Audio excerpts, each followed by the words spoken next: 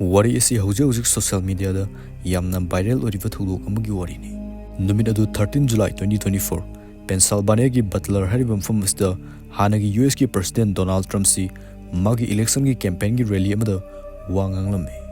Stage mathak ta kakhalaga minute amani wangang ba hek horokpuga ikhang khangna kadom da gino khangdaba khulai bai ban nufa amana nomai kapsilaktuna mabu hatnaba honarakhi.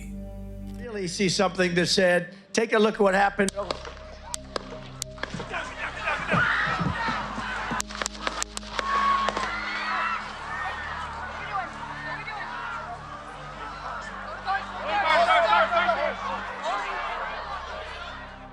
Nomai marodu Trump ta palamidu mark siba faudi siramde. Numidang sunatava nungtilgi ngani kraba matamasta mafum khuding mina koishilaga leiriba tanja sida kamdongna karigidamkta mahakpu hatnaba honaraklibuno. Nomai kaplagliba misak sina kana oidavazano. Masigi wangsigi paukhumsi mayamsa soidna khangma forumgani. Aduna ngasigi bidusdaida thodok asigi maramda marik sumna khangminasi.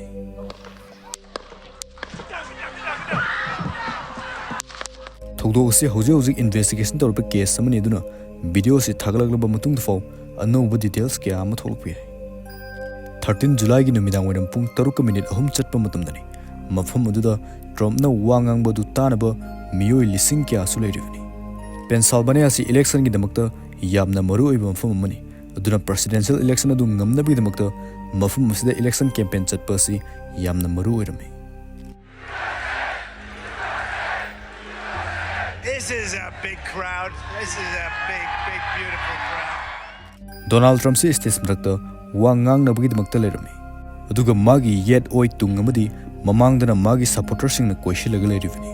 Aduga amung magi heng manaktana Secret Service agent na koishin duna ngak selaga leirivani. Trump ki tung thangba maiki aduda building ahum leirame. Aduga building ahum dugi manungda nakan gi ani aduda Secret Service agent gi sniper na ngak senduna leirame. Makoina mafum adu koina scan tawtuna Trump ngak selami. Miyam maraktai amana namkhiba video amada sniper ani du aikhoini ubu fangli.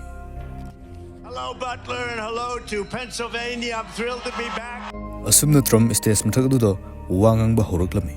Mahangna makok adu yelom da fat laitholaga lapna leidiba chartboard amada khut thenduna wangang li.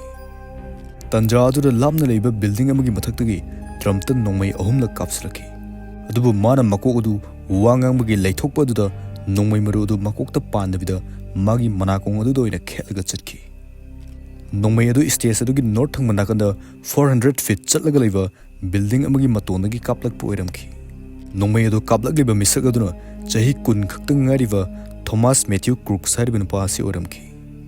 Mana kaplak leiba nongmai aduna AR-15 semi automatic rifle oiramki.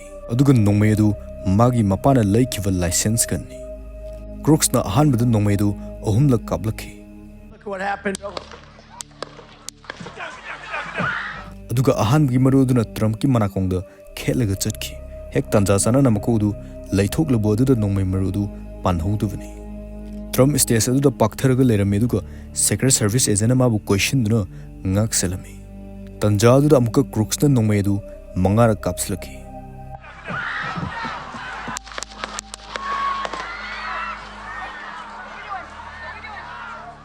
Somdagi amung ngasai building thakta lekhiba Secret Service agent gi sniper duna Crooks pu laptangna thomtatlame duga halame.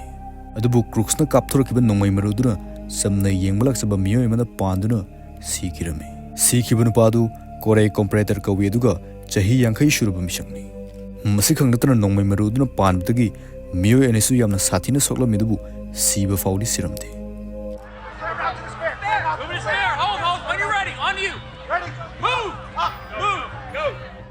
Nongmai adu ahanba kablakhiba second 42 mukki matungda kablakhiba misak adu sire haiba confirm orami.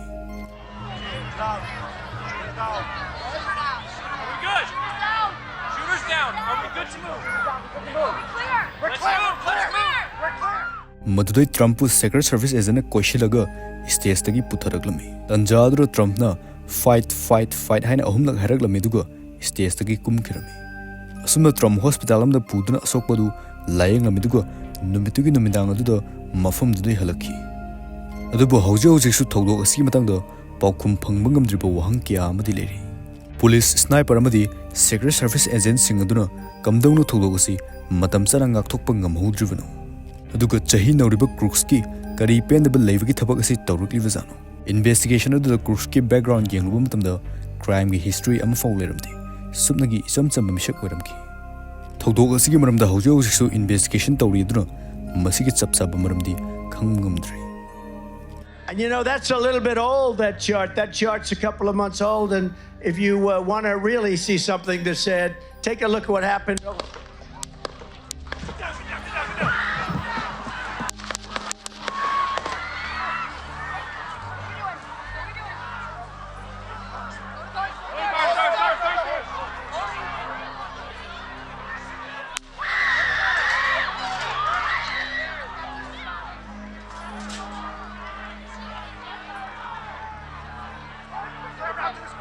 Move it spare. Hold. When you're ready. On you. Ready? Move. Up. Move. Go. Up. Hawkeye's here. Hawkeye's here. Move it to the spare. Spare, get ready. Spare, get ready. We ready? Down. Shoot it down. Are we good? Shooters down. Are we good to move? We're Clear. We're Let's clear. move, We're clear. let's move. We're clear.